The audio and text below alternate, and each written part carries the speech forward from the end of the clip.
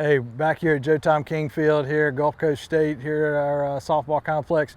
We've been talking about here in our virtual camp about throwing and catching, and I said in our last video, one of the things that as younger players that really is not spent enough time on in practice is just purely catching and throwing. We talked about throwing in the last video, and this one we're going to talk about catching, okay? And this is really where it kind of gets a little bit sketchy when we're talking about younger players and learning how to play the game correctly, and in particular whether they feel safe and are enjoying themselves. Hey, let's face it, if we're not catching the ball, it's not going to be too fun if we're chasing the ball all the time.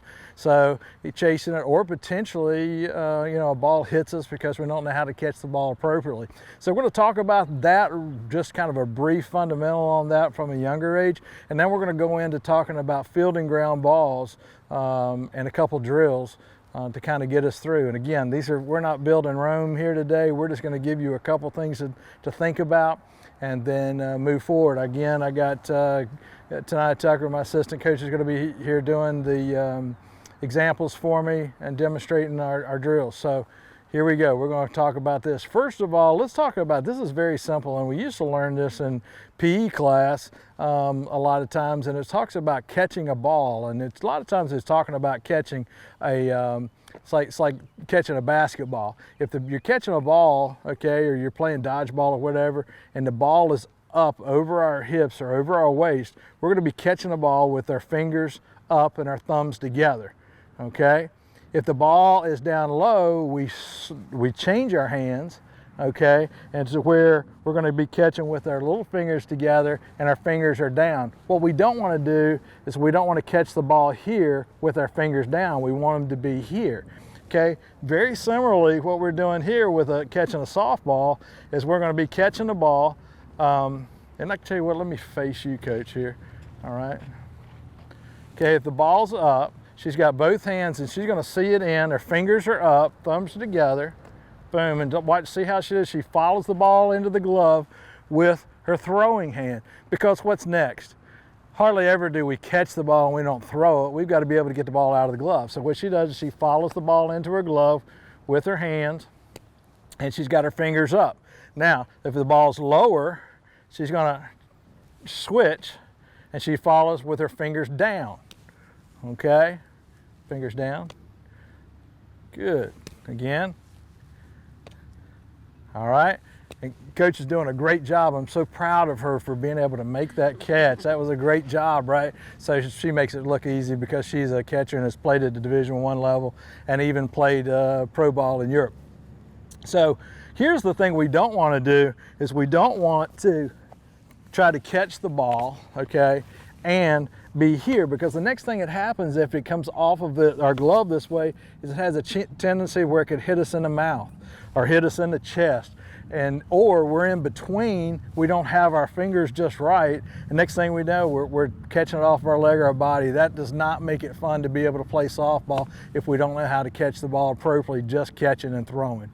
Okay, and then we're going to go back into our throwing that we talked about in the last video to be able to throw the ball efficiently to our next target. Okay, so that's just a simple thing. As far as wearing masks, I'd say if you're younger and you're not confident, masks are always a good thing to do. Even if you're playing on the corners, those balls that are hit hard at you, pitchers at a younger age in particular, masks are a good thing, okay, and it helps to build confidence. I would also say if you're a parent watching this, using a softer ball, maybe it's a tennis ball, maybe a light flight ball that we make. You can use all these types of balls that are a little bit softer. Maybe even if they're really little, hey, stick a couple socks together, okay, and you can just use sock ball to be able to catch the ball, okay. But the next thing we're going to talk about is being able to catch a ground ball. So now we're going to talk about catching a ground ball. I'm going to have Coach here. I'm going to have her get down into a stance that would be like she's trying to catch a ground ball. She's drawn a line here. You may be able to see. She's drawn a line here to make sure that her feet are potentially parallel or just close to being parallel at least. She doesn't want to be catching the ball. As you can see here, her right foot may be just slightly forward because that's her glove side to the foot that's back just slightly. That's a good thing right there. She's going to be bending her knees when she gets there, okay? But what she's not going to do is she's not going to turn sideways and try to catch the ball, okay? So go ahead and like you're catching the ball from it. There you go. So as you can see, if she only has one time to stay in front of it, she's not squared. She's not going to be that balanced to be able to catch the ball. So what she showed you to begin with, go back to that, coach, is exactly where you want to be. You want to be able to try to square up to the ball if at all possible. Now, we're not going to be able to get into every ground ball that's hit to us today. We're just going to talk about the ball that's hit that we can get in front of today and square up to. So that's what she's doing. She's squaring up. She's bent at the knees, she's bent at the waist, she's got her glove down on the ground, and she's looking at the ball that's coming out in front of her. And when I'm going to roll this ball to her, and she's going to watch it all the way into her glove, okay? All right, she's watching it all the way into her glove. Okay, exaggerate with your head. What's that? Exaggerate, there you go. Okay, so when we're first learning here, and you notice that coach says she made an adjustment there to where I actually say this to the younger players, let me see your ponytail, because a lot of times the girls are wearing ponytails.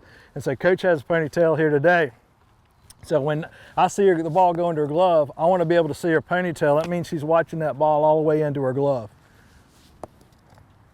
She's also wanting to be on her balls of her feet. She doesn't want to be on her heels.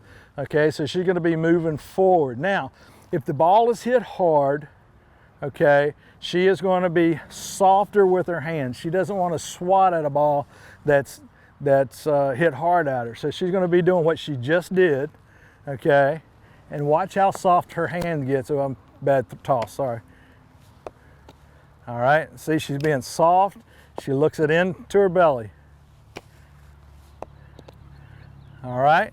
So that's a ball that's kind of hit right at her, and it's hit pretty hard, pretty routine, okay? And what happens here is when she gets here, now she can get on balance to be able to make that throw and that transition to a throw. All right, let's say that the ball is rolling slow, okay? And she's got to move through the ball. So she's going to move through in a balanced way, but this time she's going to scoop through the ball, and I'll show you why here in just a second. She's going to scoop up through the ball. Okay, see how she brings herself up to her feet? Okay, this is a ball that's not hit as hard. Now she's coming up. Can we go one hand? You can. Okay, so this is if you're even in the outfield, okay? She's coming up through it, okay? This is a little different than just a pure, sorry, football hit a rock and it kind of went sideways on. Okay, so this is like an outfielder and getting into it. So it's totally different. For the most part, outfielders are wanting to do that. They want to come through and scoop up through the ball. If you are coming forward through the ball on the infield and you try to be soft, what happens is our weight gets out over our feet and we'll get off balance. It makes for a really tough throw. Now, if you're a major leaguer, you may be able to make that throw, but it's always kind of tough for most of us to be able to make this throw from underneath. All right, so if we scoop up, it brings our body up on plane. It allows us to make a good, solid throw. Next thing we're going to do is we're going to talk about a couple drills that we can do at home or you can even do on your own. Okay, now we're going to learn a couple drills here. These are things that you can do at home, okay? And we've got some fancier stuff here that we're going to be using here today, but these same drills can be done with things that you find at home. Okay, the first we're going to use what we call our paddle gloves, okay? And these paddles are a pancake glove, are really good for soft hands, and it forces you to follow the ball in with your hand to be able to catch the ball. So what we're going to do is we're going to start out using a regular softball.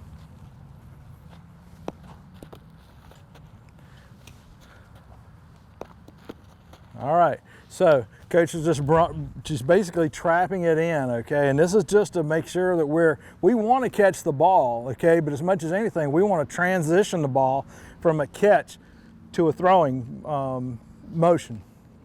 So I'm going to do this 2 more times so you'll get the understanding. She's back. We're just throwing the ball right in front. Notice her coming up into her throwing stance. She's transitioning to her throw that we talked about in the last video, okay? Now you say, well, Coach, we don't have brand new softballs and we don't have many of them either right now. When we do have these paddles, you may say we don't have these paddles. How about this? Take a softer ball. This is actually a soft ball, but let's pretend this is a tennis ball or some other kind of softer ball. You may have a toy or something that you can utilize. Okay, and let's pretend that is an oven mitt that you just borrowed from the kitchen. Okay, we're going to do the same thing with the oven mitt and a tennis ball. Okay, and I'm using the software. This is called Light Flights, what I'm using here. All right, but this is a great drill to follow it in, and you can just do it using an oven mitt and a tennis ball. The next drill we're going to do, we're going to go over here to the fence here, and we're going to go back and go ahead and use a regular glove. And Coach is actually going to start out doing this one on her own. She's going to take you can use a hard ball. You may want to go over one. No, there you go. I think it's tighter there. Okay, so you can use any kind of wall, and just basically you're just looking at hand-eye coordination, seeing the ball in, making sure our knees are bent, and we're just doing it on our own. You know, you may not have somebody around, but that doesn't mean you can't practice a little softball. This is just a wall drill. Okay, she's just watching it in. Okay, she may change it up. All right, we're doing it off the net here. You can do it off of a wall. The outfield wall would have been an appropriate place for us to use, but this is right here, it works. One more, Coach. So if we want to add a little bit of skill to this and make it a little tougher, we'll get our mom, dad, brother, sister, whoever's around the house, and we're going to do it from behind her, and she's going to have to make a reaction to the ball. Okay, she doesn't know exactly where the ball is going to be, and she's going to have to react to that ball, which is exactly what happens in particular on the corners, being able to react quickly to the ball. So, all right, Coach, ready?